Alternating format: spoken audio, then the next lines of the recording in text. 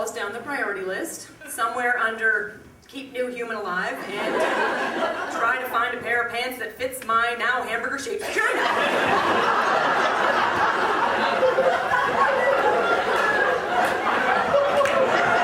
She's got one.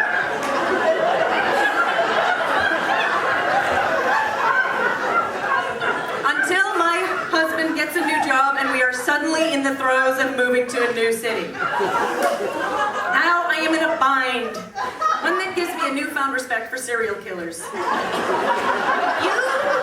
do not realize how hard it is to dispose of human organs until you've got one about to be evicted from its under the Haagen-Dazs hiding place. So I consider burying it in the yard. Not for hippie voodoo reasons, just to get rid of the freaking albatross. But there's an offer on our house, and with my luck, the housing inspector will uncover the evidence. The buyers will back out on the basis that the house has been built on very fertile Indian burial ground. Meanwhile, we finish packing. My husband leaves to drive the dog and his stamp collection across the country. I tuck the baby under one arm, the frozen entree under another, and the three of us head out to spend our last night in town at a skeezy hotel by the airport. That's when Kay calls, suggesting that we spend our last night at her house. She's out of the country, but her Aunt Ellen is house sitting, and she won't mind. There is a God. So off we go, to a very nice guest room inside the belly of the beast. I consider leaving the placenta-sicle in Kay's freezer, but, after all this time, that just feels lazy. Also, I don't want to risk her aunt thinking that it's a tray of leftovers and trying to reheat it.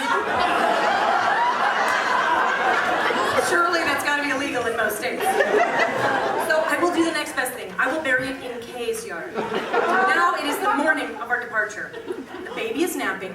The airport shuttle will be here in 20 minutes. It is now or never. It's raining. Not wanting to endure a 5-hour flight with soggy shoes, I take them off, then grab the thawing organ. I run outside in my bare feet, heading straight to Kay's gardening shed. I grab a shovel, and in the pouring rain, I run down the old wooden staircase that leads to the garden. It is then that I lose my footing. Up into the air, I, the shovel, the placenta, we all go. Slipping and sliding down countless stairs, no shoes to stop me.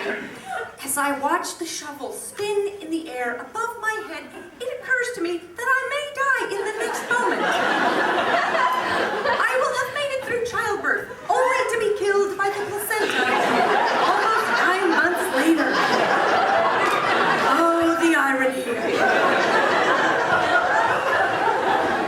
Shovel comes down on top of my leg, leaving me with a 3-inch gash. I'm alive, bleeding in pain, laughing hysterically, but alive. I continue down the stairs, limping towards the back fence where I find a small Charlie Brown-looking shrub, under which I dig a hole. I plop the big bloody ice cube into said hole, then bury it. I give it a couple of solid pats, and I say a small prayer that Aunt Ellen's chihuahua, Mr. Pants, doesn't dig it up. Can't make it up, people. And then I run back up to the house. Aunt Ellen is standing on the back deck, holding a cup of coffee, staring at me. I am dripping wet, bare feet caked in mud, blood streaming down my leg. I am holding a shovel. There is no question that I look like a sloppy murderer. I can hear the cab honking in the driveway. And though there is no time for it, I tell Aunt Ellen that I've just buried a placenta in her niece's yard. She smiles. How sweet. You planted fertility in our garden. Yeah, my jaw tightens. She's right. If you believe in that crap, that's exactly what I've done. Not only have I not gotten my poo revenge, I've actually provided Kay with the hippie voodoo means to produce a child, including a placenta, which will one day most certainly find itself in my hands, or, knowing Kay, in my digestive tract, courtesy of a tray of homemade lasagna.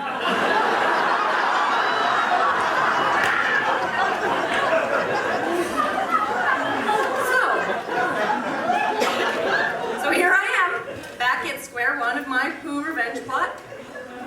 I'm thinking now that it's time I took a simpler eye for an eye, dookie for a dookie approach.